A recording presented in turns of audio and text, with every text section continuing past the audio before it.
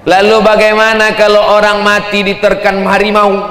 Bagaimana kalau orang mati dimakan buaya? Bagaimana kalau orang mati di sungai Amazon dimakan ikan piranha? Bagaimana kalau orang mati jasadnya dibakar? Bagaimana kalau orang mati naik pesawat meledak, meletus, habis terbakar?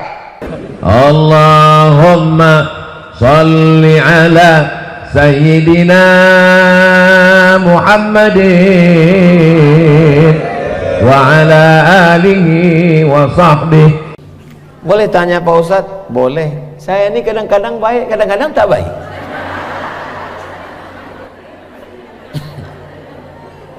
Tak bisa. Kita ini mesti istiqomah dalam kebaikan. Saya ini Pak Ustadz tergantung SMS datang. Kalau datang kawan ngajak pengajian, saya ikut. Ngajak mabuk, ikut. Datang kawan ngajak bedah buku kematian, saya datang. Datang kawan ngajak konser sampai mabuk, datang juga. Demi persahabatan Pak Ustadz. Tak bisa. Ya ayyuhalladzina amanu, ayo orang beriman, tubu ilallah taubatan. Ditanya Allah lah sama orang-orang mati itu. Ayo orang mati, mau kau hidup lagi? Mau? Apa kata orang mati?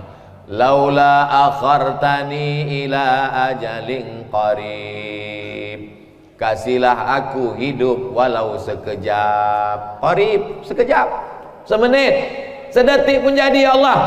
Kalau aku kasih kau hidup sekejap, kau mau apa? Fa'as-saddaqa, aku mau bersedekah.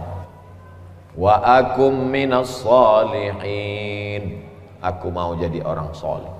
Macam mana orang soleh mati? Datanglah malaikat, wajahnya bercahaya. Nanti kalau pas kita mau mati itu datang emak kita, jangan ikut. Pas ibu terbaring di ruang ICU, datang almarhumah emak, jangan ikut. Datang almarhumah ayah, jangan ikut. Datang almarhum suami, jangan ikut. Datang almarhum anak, jangan ikut. Sampai datang malaikat bercahaya terang benderang.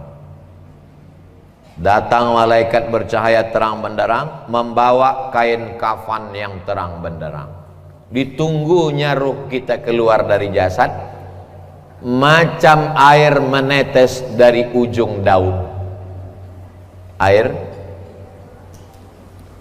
berembun subuh menetes dari ujung daun.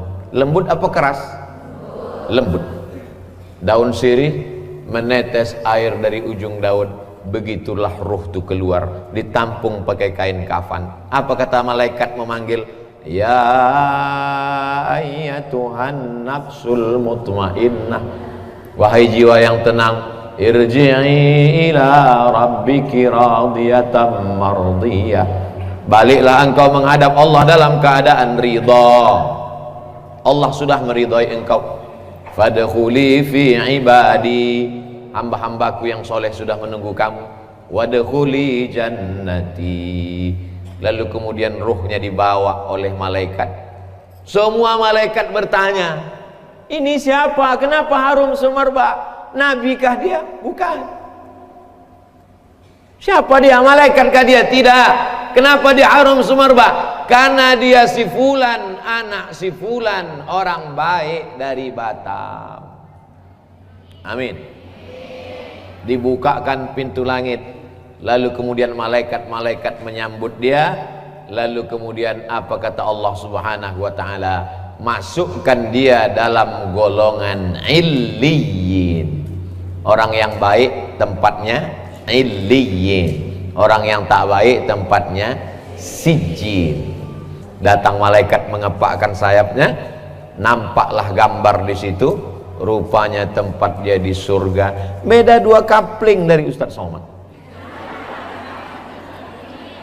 Sebetulnya itu cara saya minta supaya ibu mengaminkan supaya saya masuk surga. Kira-kira kita senang tak kalau kita tahu tempat kita? Jangankan tempat di surga, tempat parkir aja kita tahu senang hati kita. Parkir khusus ustad, jangan ditempati. Masuklah Ustaz Somad ke tempat parkir, senang hati kita. Subuh Sabtu pengajian di Pekanbaru, mobil Ustaz jauh. Pas ditanya, Ustaz kok jauh betul parkir? Tak kalian sediakan tempatnya. Gimana aku mau parkir? Jangankan tempat di surga, parkir dunia pun kita tak tahu tempat kita. Tapi orang-orang yang istiqomah itu, makanya ketika nyawanya dicabut, menetes macam embun di ujung daun, jatuh di kain kapan dari cahaya dibawa dari surga, lalu kemudian tersenyum dia, nampak dia senyum. Orang yang mau mati itu ada dua perasaan. Yang pertama perasaan takut, takut menghadapi sakratul maut, takut menghadapi malaikat maut, takut menghadapi azab kubur, takut menghadapi mungkar nakir, takut menghadapi hisab. Yang kedua sedih, sedih meninggalkan gelang 3 pasang, sedih meninggalkan rumah besar dengan kolam renang, dengan hiasan dinding tempat tidur yang cantik, kayu jati yang baru dibeli belum lunas kering. Sedih meninggalkan laki yang dimasakkan nasi goreng pagi-pagi sebelum berangkat, sayang abang. Sedih meninggalkan anak yang dikandung 9 bulan 10 hari disusukan 2 tahun, sedang lucu-lucunya belum lagi nikah, baru saja dipinang orang, rencana akan duduk di pelaminan, duduk di hotel sambil membanggakan kepada kawan-kawan, ini menantu saya yang sedang S3 di Amerika. Perasaan manusia mau mati itu 2, takut sama sedih. Datang malaikat dikirim Allah Ta'ala, innalladzina qalu rabbuna Allah, orang yang mengatakan Rabbku Allah, tsumastaqamu, istiqomah dia, tatanazzalu alaihimul malaikah, turun malaikat. Apa kata malaikat kepada orang yang mau mati? Allah takhafu, jangan kau takut, wala tahzanu, jangan kau sedih. Takutnya pun hilang, sedihnya pun hilang. Setelah takutnya hilang, sedihnya hilang, hampa kosong. Wa abshiru bil jannati allati kuntum tu'adun. Baik, kita bahas yang jahat dulu. Ketika orang jahat ini mati, maka datanglah malaikat mendekati dia, menunggu waktu yang sudah ditetapkan Allah Subhanahu wa Ta'ala. Kalau ditetapkan jam 9:15, tak bergeser menjadi jam 9:11, tak bergeser menjadi jam 9:16. Yang bergeser itu jadwal kedatangan ustaz, jadwal kematian tak bergeser. Begitu sampai masa kematian, maka disentapkanlah nyawanya, sekali sentap sekali tarik.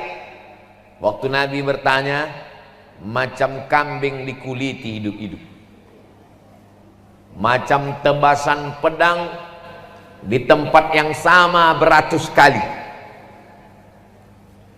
macam mata kail pancing yang sungsang diletakkan dalam kulit yang basah, ditarik, disentap. Kita tidak akan merasakan sakitnya sampai kita merasakan.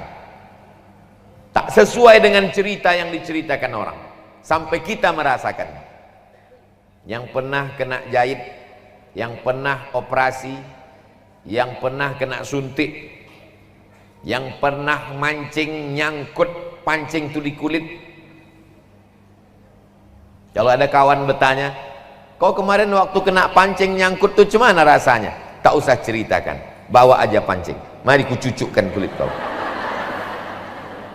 biar tahu kau rasanya. Karena kata tak bisa mewakili rasa. Rasaku bukan rasamu. Lalu kemudian ruh tadi keluar dari jasad. Setelah ruh keluar dari jasad, dibawa oleh malaikat. Baunya busuk. Semua malaikat-malaikat yang mencium bau itu bertanya, ruh siapa itu? Ruh siapa itu? Malaikat itu menjawab, inilah ruh si tuyul anak setan. Disebutkan nama bapaknya. Bapaknya malu, atuknya malu, unyangnya malu, buyutnya malu, kakek nenek moyangnya malu karena punya cucu seperti dia. Jahat, busuk. Lalu kemudian dikatakan ke pintu-pintu malaikat yang menjaga pintu langit, la tufattahu lahum abwabus sama, tak dibukakan pintu-pintu langit. Lalu kemudian sampai masanya Allah berfirman, tuliskan dia sebagai penghuni sijjin. Tempat orang yang jahat itu namanya sijjin. Lalu kemudian dikumpulkanlah dia bersama ruh orang-orang yang jahat. Sijjin. Insyaallah mudah-mudahan kita tak masuk di situ insyaallah. An-nasu niyam. Manusia ini semuanya tidur. Falamma matu, begitu mereka mati, intabahu, barulah mereka terbangun dari tidur panjang. Alimat nafsum ma qaddamat wa akharat, barulah manusia sadar, rupanya tanganku tak pernah menyapu kepala anak yatim, rupanya mataku tak pernah menengok Quran, rupanya telingaku tak pernah mendengarkan tausiah, rupanya kakiku tak pernah dibawa ke masjid sholat berjamaah. Tapi saat itu penyesalan tak bermakna. Apa kata mereka? Rabbana absarna, mata kami sudah menengok azab, wa sami'na, telinga kami sudah mendengar azab, farji'na, balikkan kami lagi hidup ke dunia, na'mal salihah, kami ingin beramal. Farji'na, balikkan lagi kami ke dunia, na'mal salihah, kami ingin beramal saleh, inna muqinun, kami yakin seyakin-yakinnya. Bisa balik lagi? Andai balik mau orang rumah nerima? Itulah mengapa kita disuruh sebelum salam minta perlindungan dari 4. Allahumma inni a'udzubika min azabi jahannam wa min azabil qabri wa min fitnatil mahya wal mamat wa min syarri fitnatil masihid dajjal. Kata Allah Subhanahu wa taala, balikkan ruhnya yang busuk tadi ke dalam jasadnya untuk merasakan azab kubur. Datang malaikat membawa palu godam yang besar, dipukulkan ke jasadnya, masuk ke dalam tanah saking kuatnya sampai ke lapisan bumi ke-7, dinaikkan balik ke atas, begitulah seterusnya. Maka kita selalu meminta kalau dicabut nyawa, Allahumma hawwin alaina fi sakaratil maut. Itulah mengapa kita meminta kalau sudah dikuburkan, meminta supaya Allahumma inni a'udzubika min azabil qabri. Itulah mengapa kita kalau lewat di pemakaman selalu meminta assalamualaikum ya ahlad diyar minal mu'minin wa inna insyaallahu bikum lahiqun yarhamullahul mustaqdimina wal mustakhirin nas'alullah lana walakumul afiyah. Yang tak hafal doa yang panjang baca doa pendek, assalamualaikum ya ahlal kubur. Yang tak hafal doa pendek, gerak-gerakkan aja mulut. Jangan sampai mulut diam waktu lewat kubur.